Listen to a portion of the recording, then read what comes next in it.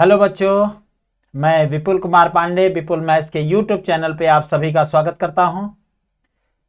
प्रतिदिन की तरह इस श्रृंखला में जो लगातार हम लेकर आ रहे हैं यूपी बोर्ड के विद्यार्थियों के लिए उत्तर प्रदेश माध्यमिक शिक्षा परिषद द्वारा जारी किया गया जो पेपर है, मॉडल पेपर है, उसका हम सॉल्यूशन करा रहे हैं। आज ये इस भाग का दूसरा दिन है जिसमें हम कल 10 क्वेश्चन कराए थे आपको ऑब्जेक्टिव क्वेश्चन में, और आज हम गणित के इस भाग को आगे फॉलो अप कर रहे हैं। ठीक है, तो जरा चैनल को शेयर कर दीजिए और जो भी नए हैं वो चैनल को सब्सक्राइब कर लीजिएगा। चलिए, तो अब हम क्लास स्टार्ट करते हैं। ओके, तो कल की क्लास हमारी इसी बेस पे हुई थी कि प्रतिदर्श प्रश्न पत्र जो है 2022 और 23 सेशन के लिए, जिसमें कि यूपी बोर्ड ने जो प्रश्न पत्र जारी किया है कि इसी तरीके के प्रश्न आपसे बोर्ड एग्जाम में पूछे जाएंगे। और कल हम 10 प्रश्न करा चुके थे, आज से हम 11वां क्वेश्चन सॉल्व कराएंगे। तो ये रहा 11वां क्वेश्चन आपके स्क्रीन पे। जल्दी से क्वेश्चन को देख लीजिए और अन्य बच्चों को भी जानकारी इस बात की दे दीजिए कि सर क्लास स्टार्ट कर चुके हैं। तो जल्दी से बच्चों चैनल को शेयर कर दीजिए जिससे अन्य बच्चों को भी इसका लाभ मिल सके और आप भी लगातार क्लास में बने रहें, जिससे आपको पूरे तरीके से आपको इसका लाभ मिल सके। हमारे साथ जुड़ चुके हैं देवा सोनकर, सोनू केसरवानी और रमेश कुमार। आप सभी बच्चे जल्दी से एक बार शेयर कर दीजिए जिससे अन्य बच्चों को भी इसका लाभ मिल सके। ठीक है, हम क्लास को स्टार्ट करते हैं बेटा, क्योंकि ऑलरेडी हम लोग लेट हैं। हम लोग मतलब मैं लेट हूं। हाँ, मैं ही लेट हूं भाई। तो एक समचतुर्भुज के विकर्णों की लंबाइयां 16 सेंटीमीटर तथा 12 सेंटीमीटर है, तब इस समचतुर्भुज की भुजा की लंबाई क्या होगी? तो आइए पहले प्रश्न को समझते हैं कि समचतुर्भुज होता क्या है। एक ऐसा चतुर्भुज, एक मिनट, हाँ, एक ऐसा चतुर्भुज जिसकी चारों भुजाएं क्या हों? समान हों। ठीक है, एक ऐसा चतुर्भुज जिसकी चारों भुजाएं समान हो समचतुर्भुज कहलाता है।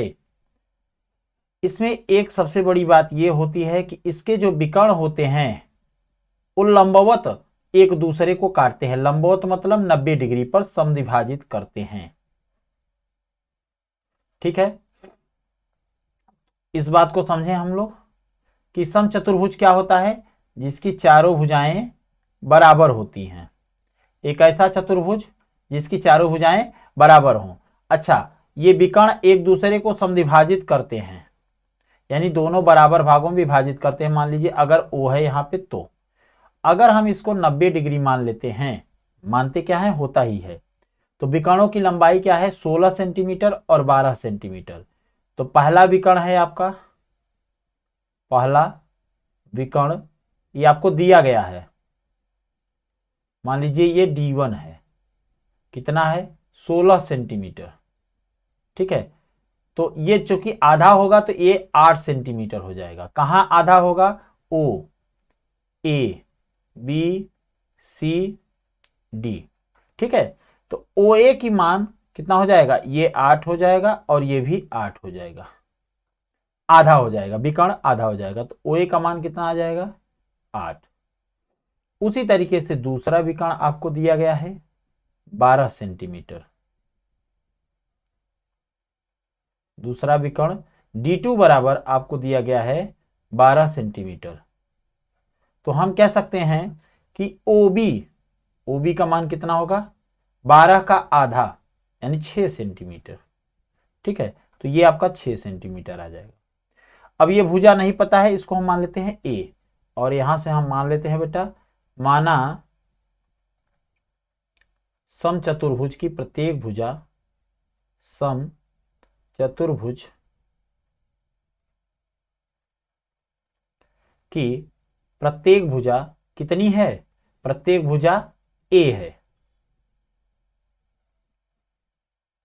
प्रत्येक भुजा कितनी है? a सेंटीमीटर है। अगर हम त्रिभुज ओ ए बी में बात करें, त्रिभुज ओ ए बी में बात करें तो क्या कहेंगे? पाइथागोरस का प्रमेय लगाएंगे और सबसे बड़ी भुजा है A B,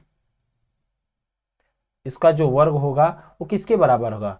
O A square plus O B square के बराबर होगा, क्योंकि पाइथागोरस प्रमेय क्या कहता है कि किसी समकोण त्रिभुज की सबसे बड़ी भुजा का वर्ग शेष दोनों भुजाओं के वर्गों के योगफल के बराबर होता है।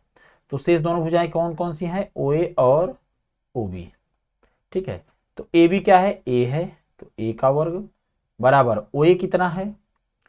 ओ ए आपका 8 है, तो 8 का वर्ग धन 6 का वर्ग। 8 का वर्ग होता है 64, 6 का होता है 36, तो 64 36 कितना हो जाएगा? 100 हो जाएगा, जो कि 10 का वर्ग है। अर्थात ए बराबर कितना आ जाएगा? 10 सेंटीमीटर। ठीक है, तो ऑप्शन नंबर 2 जो है उसका सही आंसर ऑप्शन नंबर 2 है। तो यहां से हम ऑप्शन 2 को सही जवाब मान लेंगे। ठीक है, आपका सॉल्यूशन आ चुका है। एक बार ध्यान से देख लीजिएगा, कहीं आपको मिस्टेक समझ में आ रही है या कोई बात नहीं समझ में आ रही है प्रॉपर वे में, तो आप अच्छे से कमेंट कर सकते हैं। शिवम प्रजापति सेकंड, हाँ सर पाइथागोरस प्रमेय से, ओके। बाकी और बच्चों को बेटा शेयर कर दीजिए, जो और भी बच्चे हैं। हम बताए थे आपको कि पर डे हम इसका सलूशन आपको देंगे। आप लोग लगातार बने रहा करिए हमारे इस YouTube चैनल पे। हमारे क्या, ये आपका चैनल है, हाँ, इसको आपके प्यार की जरूरत है। आप जितना इसको प्यार देंगे ये उतना ही बढ़ेगा। अगला प्रश्न आपके स्क्रीन पे, क्वेश्चन नंबर 12।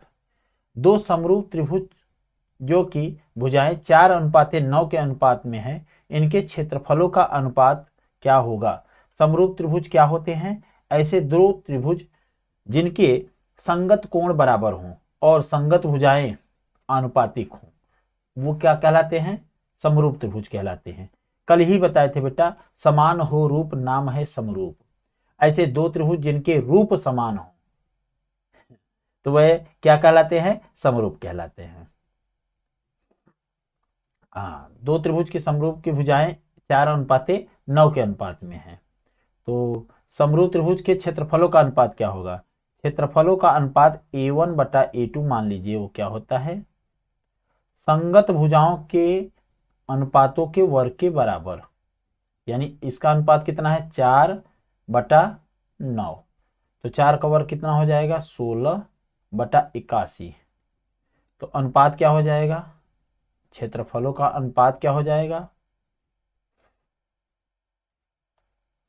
एकदम सिंपल वे में बता रहे हैं, जैसे आपको पेपर में लिखना है वैसे ही। क्षेत्रफलों का अनुपात क्या हो जाएगा? 16:81। अतः आंसर आपका हो जाएगा ऑप्शन नंबर 4। ठीक है बेटा, कहीं दिक्कत हो तो बताएं। हाँ, मिस्टेक नहीं है सर, मिस्टेक नहीं है। और बच्चों को यहाँ इस सेशन पे बुलाइए, उनको बताइए कि हाँ सर की क्लास स्टार्ट हो गई है, अब हम लोग को पढ़ना चाहिए। अगर अब नहीं पढ़ रहे हैं, साल भर नहीं पढ़े हैं और अब भी नहीं पढ़ रहे हैं, तो पढ़ना कब चाहते हो भाई? पेपर देना चाहते हो कि नहीं देना चाहते हो? हाँ, केवल और केवल मटर गश्ती चलेगी सर जी, मटर गश्ती नहीं चलेगी, हम लोग पढ़ेंगे। जो बच्चे पढ़ना चाहते हैं वो पढ़ेंगे ही, उनको चाहे जहां रखिए। देखिए, यदि 4 tan x = 3 तो इतने की वैल्यू बताइए। तो पहले 4 tan x दिया गया है तो उससे सॉल्व करिए, क्या दिया है क्या नहीं दिया गया है। तो 4 tan x = 3, इसको सॉल्व करने के दो तरीके हैं। अब आपको जो पसंद आए मैं दोनों तरीका बता दे रहा हूं। 3/4, ये आपका क्या होता है? लंब होता है। क्यों सर जी? tan थीटा बराबर लंब बटे आधार होता है।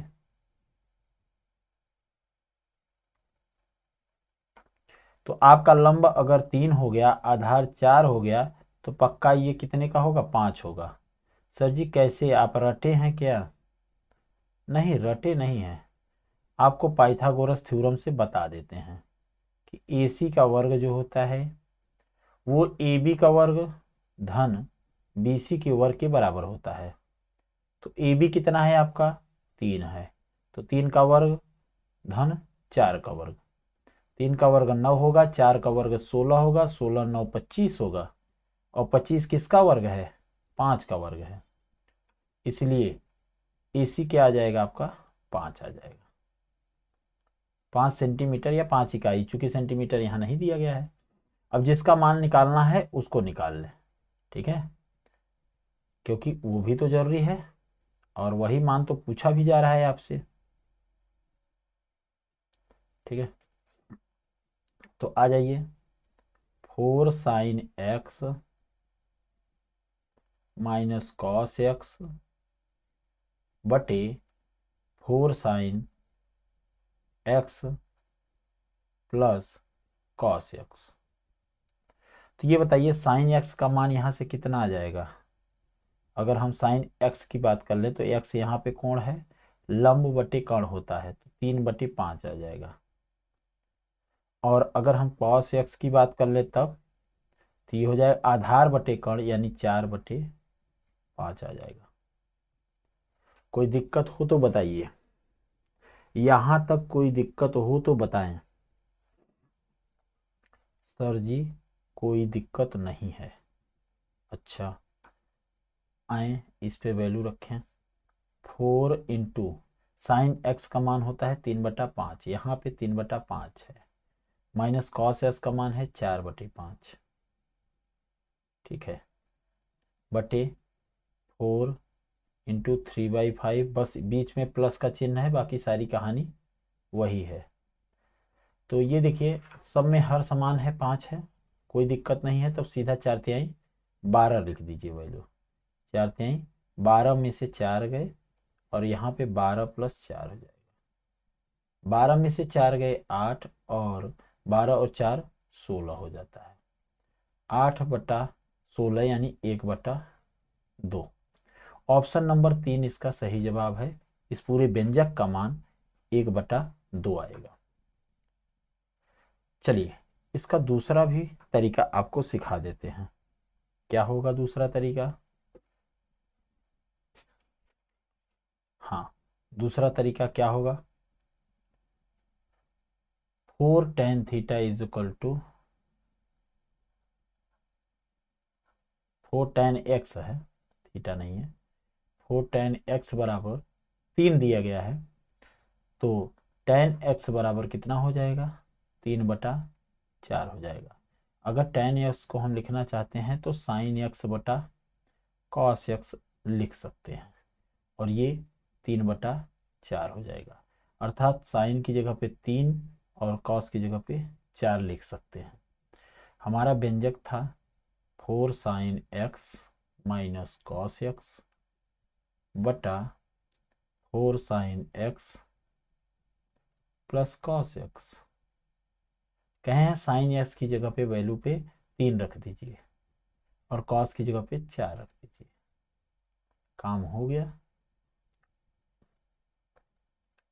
4×3 12 में से 4 गए और 12 में 4 जोड़ दिए। 12 में से 4 गए 8 हो जाएगा, और 12 और 4 16 हो जाएगा। 8 दूना 16, 1/2 आ जाएगा आंसर, ठीक है। हाँ, आपकी संख्या पर्याप्त नहीं दिखाई दे रही है मुझे, और पता नहीं क्यों आप लोग गायब रहते हैं।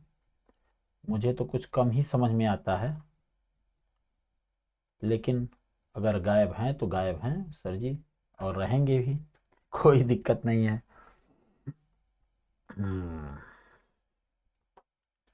क्या क्लास के बारे में पता नहीं था?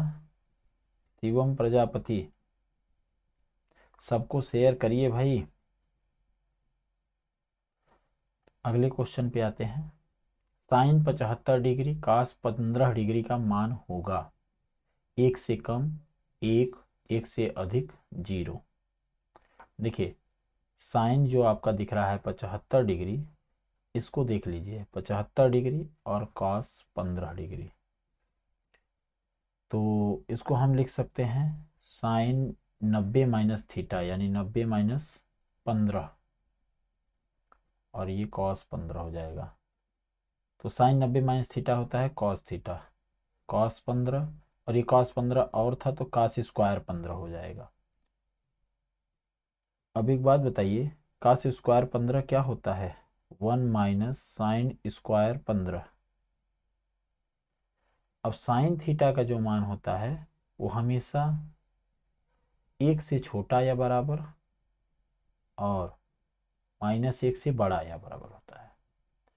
और ये भी ध्यान रहे कि 15 डिग्री का मान 0 से 90 डिग्री अगर हम देखें तो साइन का मान क्या होता है? साइन थीटा हमेशा बढ़ता है, क्योंकि 0 का मान 0 होता है और 90 का मान 1 होता है, बढ़ता है। ठीक है, तो ये 15 डिग्री का मान कम ही होगा, 1 से कम ही होगा, तो 1 में से घटाने पर क्या हो जाएगा? 1 से कम ही आएगा, अर्थात 1 से कम। इसका जवाब होगा 1 से कम, ऑप्शन नंबर ए है, यानी 1 से कम होगा इसका मान। ठीक है, तो यहाँ लिखेंगे 1 से कम, मान नहीं, कम।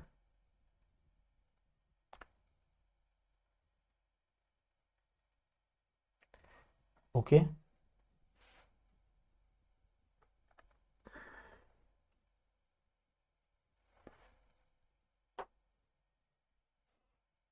अगले क्वेश्चन पे आते हैं। एक वृत्त का परिमाप वर्ग के परिमाप के बराबर है तो उसके क्षेत्रफलों का अनुपात क्या होगा? बढ़िया प्रश्न है। वृत्त का परिमाप क्या होता है? किसी एक वृत्त का परिमाप क्या होता है? अगर हम कहें एक वृत्त बना है और एक वर्ग बना है, और इसके बारे में हम लोग यही जानते हैं कि दोनों की, इसकी त्रिज्या क्या है? r है, और इसकी भुजा। ये आपका एनसीईआरटी एग्जाम्पलर का क्वेश्चन है, अगर जिन बच्चों को ध्यान हो तो हम ये क्वेश्चन कराए भी हैं। ए है, इसका परिमाप होता है 2πr परिधि, और इसका परिमाप होता है 4a। अगर देखें तो 2 दूना 4 होता है, और तो उनके क्षेत्रफलों का अनुपात क्या होगा? तो r/a यहाँ से निकाल लेते हैं, r/a इज इक्वल टू 2/π। ठीक है, अब अगर हम क्षेत्रफल का अनुपात देखें तो क्षेत्रफल का अनुपात तो वृत्त का ऊपर लिख देते हैं, वृत्त का क्या होता है? πr², और वर्ग का होता है भुजा स्क्वायर। अगर हम क्या करें, r/a, पाई को ऐसे ही लिखें, और r²/a² की जगह पे क्या लिख दें? 2 का स्क्वायर 4, और बटा π²। तो 1 स्क्वायर तो पाई से कट जाएगा, 4/π मतलब 4/22/7, तो 7 ऊपर चला जाएगा, 2 दूना 4 और 2 11वें, तो 7 दूना 14 हो जाएगा, 14/11, मतलब क्षेत्रफलों का अनुपात क्या आएगा? 14:11। ऑप्शन नंबर सेकंड इसका सही है, सही जवाब इसका है ऑप्शन नंबर सेकंड, 14:11। ठीक है, अच्छे से आपको समझ में आ रहा है, आशा करता हूं मैं।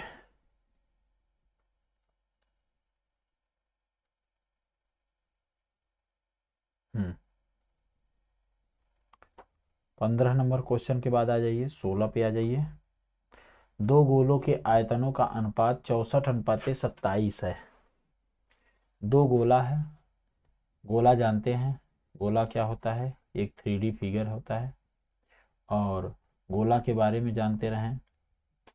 आयतन क्या होता है, अगर इसकी त्रिज्या अगर हम r मान लेते हैं और एक दूसरा गोला मान लेते हैं, ये कैपिटल R है,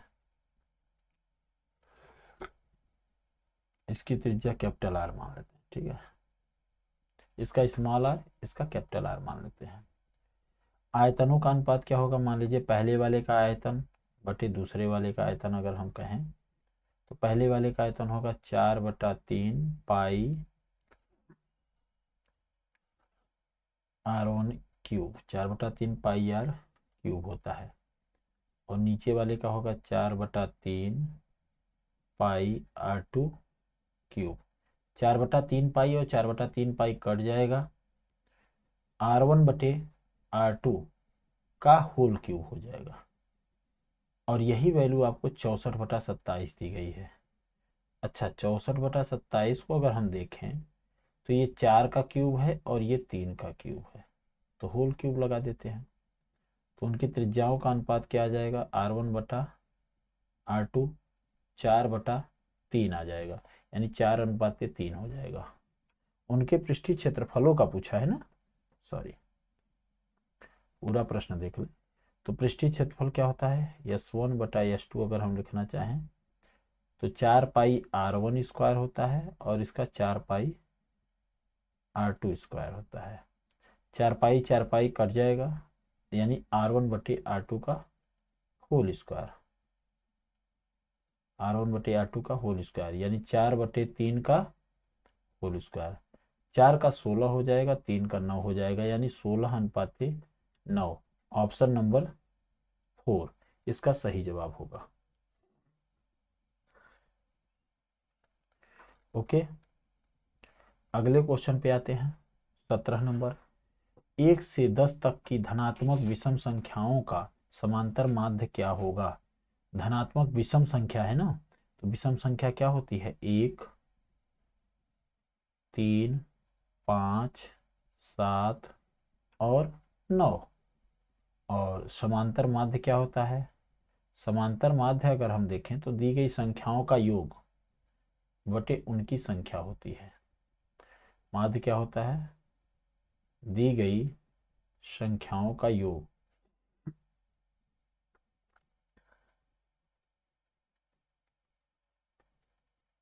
तबीयत मेरी बहुत अच्छी नहीं है, लेकिन फिर भी हम चाहते हैं कि बच्चों का पेपर है, नुकसान ना हो, जब वादा किए हैं तो पढ़ाते हैं, लेकिन शायद बच्चों को ही ये बात पसंद नहीं है। उनकी संख्या, दी गई संख्याओं का योग बटे उनकी संख्या, तो इनका योग क्या होगा, अगर हम योग की बात कर लें तो योग होगा 1 + 3 + 5 + 7 + 9, 9 1 10, 7 3 10, 20 25, ये हो जाएगा 25, इन 25 हो जाएगा। और उनकी संख्या क्या होगी, 5 ठो है, 3 2 5 है, देख लीजिए 1 2 3 4 5, 5 से काट दीजिए, औसत आ जाएगा या माध्य आ जाएगा 5। ऑप्शन 4 इसका सही आंसर है। ठीक है सर, ऑप्शन 4 सही है। हाँ, शिवम लगातार बने हैं, और बच्चे कहाँ हैं भाई, थोड़ा सा उनको जगाइए, पता नहीं अच्छा नहीं लग रहा है। मैं बेटर फील तबीयत के कारण भी नहीं कर पा रहा हूँ, बेटर फील इनके कारण भी नहीं कर पा रहा हूँ। तो आप अपनी संख्या को इम्प्रूव करिए। मैं पर डे 6 बजे आ जाता हूँ, आप लोग रहते हैं। माध्यिका को आलेखित विधि द्वारा निम्नलिखित में से किस से प्राप्त किया जाता है, तोरण से, आयत से, बहुभुज से, इनमें से कोई नहीं। तो ये 1 लाइनर क्वेश्चन है, माध्यिका को तोरण से व्यक्त किया जाता है। ठीक है, यदि कुछ परीक्षणों का माध्य 27 है, बहुलक 45 है, तब माध्यिका क्या होगी। तो एक सूत्र होता है, बहुलक बराबर 3 गुणित माध्यिका